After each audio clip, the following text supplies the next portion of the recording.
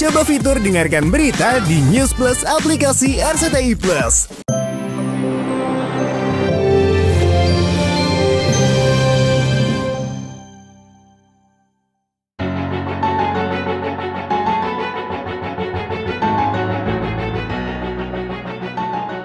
Pemirsa, sudah 10 hari Ayu Hairun Nurisa ex karyawan Ashanti menjadi pesakitan di tahanan Polres Metro Tangerang Selatan.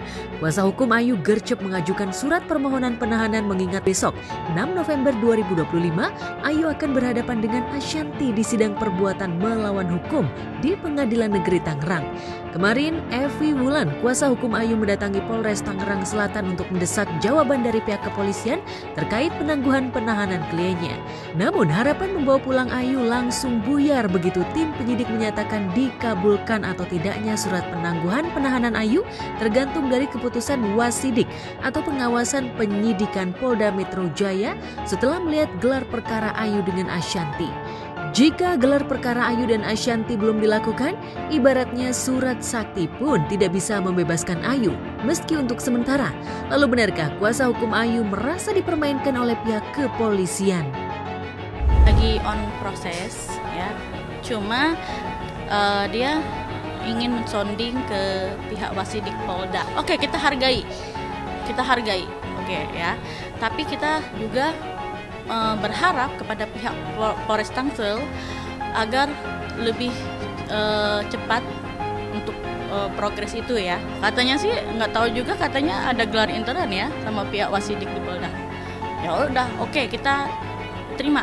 Kita terima, tapi kita di sini juga ada ada kepastian hukumnya yang lebih cepat gitu. Kalau memang nggak ada kepastian, bertele-tele pihak Polres Tangsel, ya kita harus fight lagi upaya hukum selanjutnya gitu.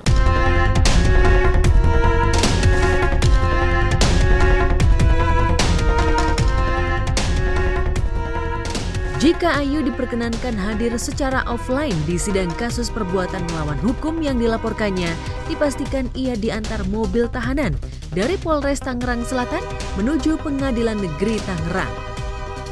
Ashanti pun tak sabar ingin bertemu muka dengan Ayu yang menggugatnya 100 miliar. Bagi Ashanti, gugatan Ayu di luar Nurul, seolah hanya ingin menutupi kasus pidana yang menjeratnya. Fakta bahwa pihak Ayu mengulur itikad damai dengan syarat kedua pihak saling cabut laporan terang-terangan ditolak Ashanti. Pada dasarnya Ayu bila memang ini ada peluang untuk bisa berdamai, Ayu lapang dada, siap untuk berdamai, siap mencabut laporannya. Namun kalau memang dari pihak lawan masih mau terus, ya kita juga akan kawal terus terhadap laporan-laporan Ayu. Kalau orang ini menurut aku udah di luar batas, dia salah mengambil langkah. Dengan begini dia pikir aku akan mencabut laporannya. Tapi alhamdulillah ya Bang, kita malah punya banyak laporan lagi untuk beliau.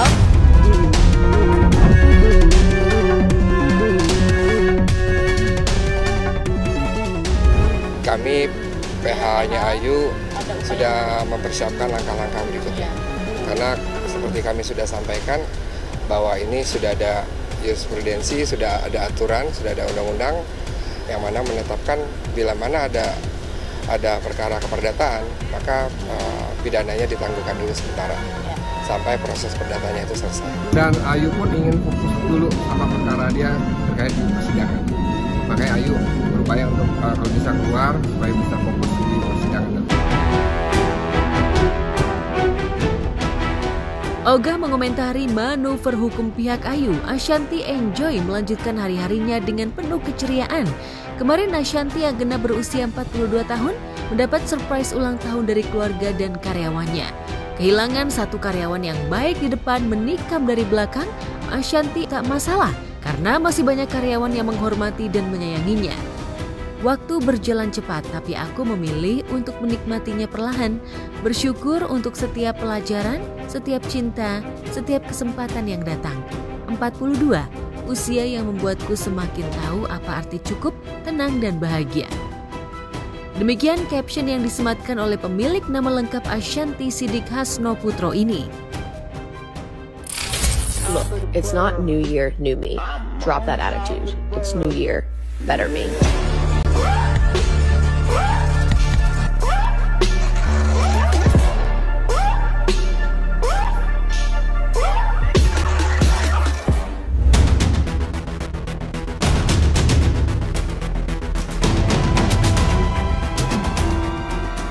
Pemirsa, tak perlu mendekam lama di Hotel Prodeo, musisi dan komika Onadio Leonardo sudah bebas dari tahanan Polres Metro Jakarta Barat Selasa kemarin. Hasil asesmen menyatakan Onat merupakan pemakai narkoba, bukan pengedar, hingga sepatutnya mendapatkan rehabilitasi. Siang kemarin, Onat langsung dibawa ke Panti Rehab Ultra di kawasan Lebak Bulus, Jakarta Selatan.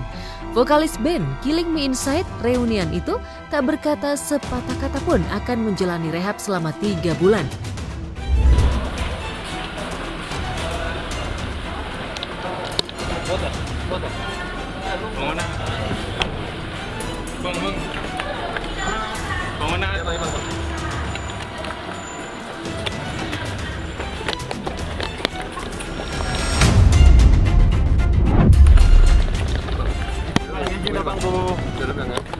Kemarin sudah kita lakukan asesmen dan dari hasil asesmen tersebut sudah disetujui oleh pihak BNNP untuk dilakukan rehabilitasi. Kalau untuk direhabnya di daerah Jakarta Selatan, kurang lebih informasi yang kami dapat 3 bulan. Pertimbangan lain dalam asesmen yang membuat Onat langsung direhab adalah barang bukti yang merupakan sisa pakai yang beratnya tak sampai 0,1 gram. Meski hasil tes urin menunjukkan Onat positif mengonsumsi sabu dan ganja, namun dari keterangan pemasok narkoba KR yang ditangkap sehari sebelum pencidukan Onat adalah pelanggan baru. Dari keterangan KR, Satres Narkoba Jakarta Barat menciduk Onat dan Baby Priscilia istrinya di rumah mereka di kawasan Rempoa, Jakarta Timur 30 Oktober lalu. Baby kemudian dibebaskan karena hasil tes urinnya negatif mengandung narkoba. Sebelumnya saat menjalani asesmen, Onat sempat mengucapkan permintaan maaf dan mengungkapkan rasa cintanya yang dalam kepada ibu dari kedua anaknya itu. Masalah karir apa masalah keluarga enggak? Doanya aja masuk penjara, bapak ibu gua malu, istri gua malu, anak gua malu, society gua malu, karir gua ancam.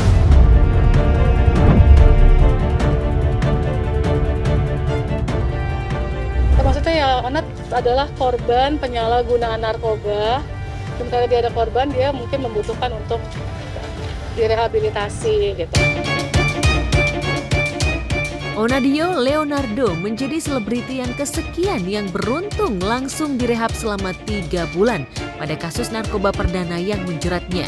Sebelumnya, Medina Zain, Epi Kusnandar hingga Andrew Andika juga langsung direhab dan selamat dari sidang kasus pidana narkoba. Sementara Nunung Sri Mulat, Roy Kiyoshi hingga Jennifer Jill Supit tetap menjalani sidang narkoba dan divonis bersalah meski sudah menjalani rehab.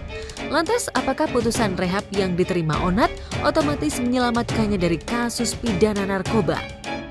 Sementara cukup dulu ya, kalau untuk waktunya itu karena ada proses-proses penyidikan yang harus kita batasi untuk informasinya.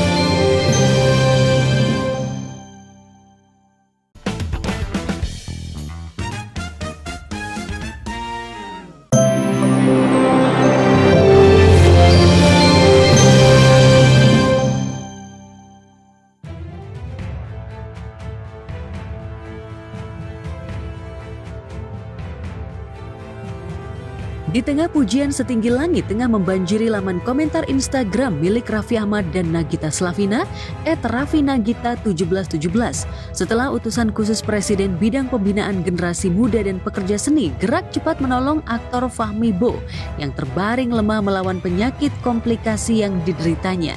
Tiba-tiba, sulung Ami Kanita ini dihentak oleh pengakuan seorang wanita dengan akun @dian_amalia_rga di sebuah kolom komentar. Lewat kolom komentar itu, sang pemilik akun menuding jika suami Nagita Slavina ini masih mengemplang honor alias belum membayar jasa pengacara sebesar 250 juta rupiah kepada salah satu mantan tim kuasa hukumnya ketika Raffi terjerat kasus narkoba tahun 2013 silam. Suami saya dulu salah satu tim penasehat hukum yang turut menyelesaikan masalah Raffi ketika ditangkap BNN 2013. Namun sampai sekarang hak suami saya sebesar 250 juta tidak juga dibayar Raffi. Tulis akun tersebut pada kolom komentar. Tanpa tedeng aling-aling, akun diduga wanita yang merupakan istri mantan pengacara ini bahkan membeberkan cerita jika ia dan suaminya sudah beberapa kali melakukan penagihan langsung hingga mengutus kurir ke kediaman Raffi namun malah diusir. Bahkan ketika secara kebetulan bertemu Gigi di sebuah mal kawasan selatan Jakarta, istri Raffi ini terkesan cuek dan ogah meladeni pemilik akun. Ia bahkan menegaskan memiliki bukti percakapan dan rekaman pertemuan hingga mengaku akunnya bukan fake. Saya komentar tidak menggunakan akun fake, saya sampaikan sesuai fakta. Bahkan apa yang saya sampaikan semuanya lengkap, plus ada bukti screenshot WhatsApp ke Mary, Raffi, foto ketika ketemu Gigi. Tegasnya dalam komentar lain. Ya, pada tahun 2013 silam saat status Raffi masih lajang dan kala itu tengah asyik menjalin asmara dengan penyanyi Yuni Syara, Raffi pernah ditangkap oleh Badan Narkotika Nasional atau BNN pada 27 Januari 2013 silam di kediamannya di Lebak Bulus, Jakarta Selatan. Pesta narkoba tidak ada pesta narkoba sama sekali. Nggak ada, kita ya biasa kumpul-kumpul aja memang. Jadi saya tekanin memang kalau pesta narkoba itu nggak ada. Istilahnya saya cuma lagi kumpul-kumpul aja di luar dan saya baru memang rumah saya akuin memang terlalu open house banget gitu loh. Banyak kadang saya nggak ada di rumah, ada teman saya, bukan ada satu atau dua, mungkin ada beberapa banyak teman saya. Dan kejadian itu pun teman-teman saya duluan di rumah saya baru nyampe rumah 4:30 subuh kok. Saat terjerat kasus zat metilon yang jadi perdebatan panas itu, Raffi dibela tim pengacara senior mendiang Hotma Sitompul. Saya bilangin Sumirat, saya tantang di sini. Dari dokter Kusman? Ya, Kusman bilangin sekolah lagi. Yang bilang Hotma Sitompul. Bagaimana dia bilang pengguna rekreasional atau pengguna pasif? Kalau merokok, ada perokok pasif. Ada satu orang merokok, kita semua kena. Perokok pasif karena asapnya. Kalau pengguna pasif metilon, di mana itu dokter belajar? Tanya sama orang-orang pintar di dalam ini. Yang dia gunakan zat apa? Zat yang menurut undang-undang narkotik tidak boleh. Tanya sama semua yang pintar itu di dalam. Pak, apa betul itu dilarang zat itu? Kalau betul Raffi menggunakan zat itu. Kalau betul menggunakan zat itu, zat apa itu? Lantas siapa salah satu pengacara yang dimaksud Dian Amalia yang ikut berperan dalam pembebasan Raffi? Asesmen sudah ditolak. Saya sudah bilang undang-undang tidak bisa, Anda boleh di asesmen kalau tidak mau.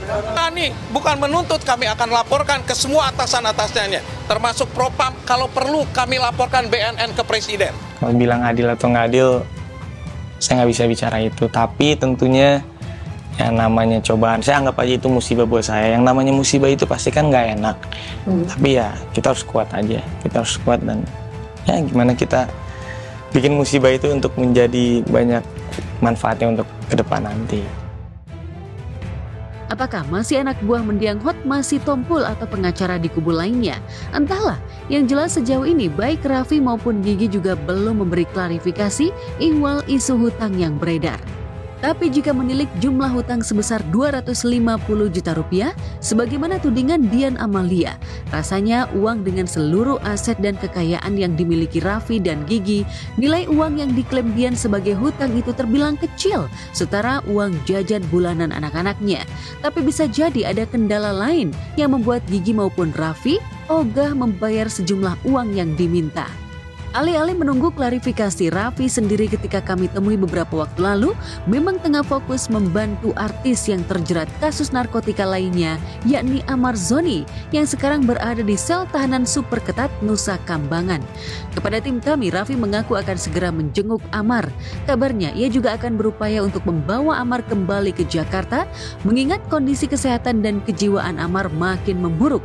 Lantas benarkah Raffi peduli pada korban narkoba seperti Amar lantaran ia sendiri pernah mengalami getirnya saat berada dalam tahanan narkoba?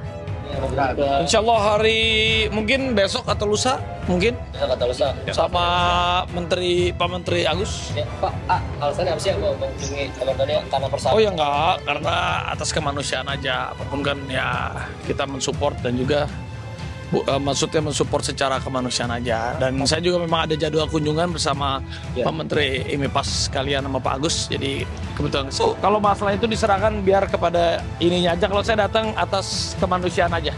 Terima kasih.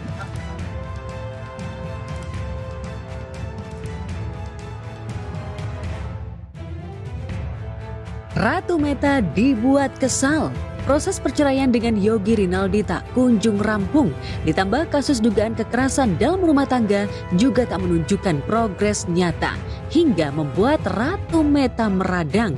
Siang kemarin Ratu Meta mendatangi Polres Metro Jakarta Timur didampingi kuasa hukumnya untuk melengkapi bukti-bukti terkait pengaduan KDRT dirinya yang dilakukan sang suami. Mungkin dia masih pengen bebas dulu kali. Cuman kalau saya sih agak capek sekarang aja capek banget. Tadi BAP aja lumayan loh saya sendiri Pak. Bayang saya sendiri aja udah lumayan. Belum lagi tadi BAP sama mbaknya juga sama gitu loh.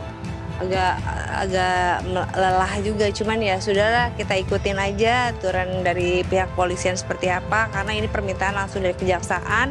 Tadi juga saya sudah bawa satu saksi yang baru. ART yang sebelumnya. Nah sebetulnya saksi sih masih banyak, cuman ya sudah saya karena katanya cukup satu ya satu aja dulu gitu. Harapan saya sih segera P21 ya dan untuk siap untuk dipersidangkan. Kami juga tidak tinggal diam. Setelah hal tersebut kami juga ya inilah mengumpulkan bukti-bukti baru dan dari jaksa juga telah meminta untuk pemeriksaan saksi-saksi untuk memperkuat laporan kami seperti itu. Ratu Meta tak rela Yogi yang nyata-nyata menganiaya dirinya masih melenggang bebas. Tentu saja dengan tambahan bukti-bukti serta saksi, Ratu Meta berharap jika Yogi sesegera mungkin ditahan. Benarkah jika Yogi ditahan dan persidangan digelar, Ratu Meta merasa sedikit lega? Lantas bagaimana dengan nasib nafkah anak jika Yogi dipenjara? Benarkah Ratu Meta lebih senang jika Yogi dipenjara ketimbang harus memberi nafkah anak? Ya iyalah, masih kayaknya tuh ini lama banget ya. Belum kenapa saya bilang iyalah. Karena ya dia aja gak ada tanggung jawab gitu loh sama anak. Gak ada mikirin anak, gak ada yang perhatian, kasih sayang, belas gitu aja gitu. Wajar jika Ratu Meta berharap jika Yogi dipenjara, lantaran uang nafkah untuk 2 orang anak 5 juta per bulan saja masih tak terima dan memilih untuk banding. Katanya adalah mereka kenapa kok bisa nafkah idah dikabulkan dan keberatan memberikan anaknya sendiri loh 5 juta rupiah untuk 2 orang anak. Lalu nafkah idah senilai 9 juta.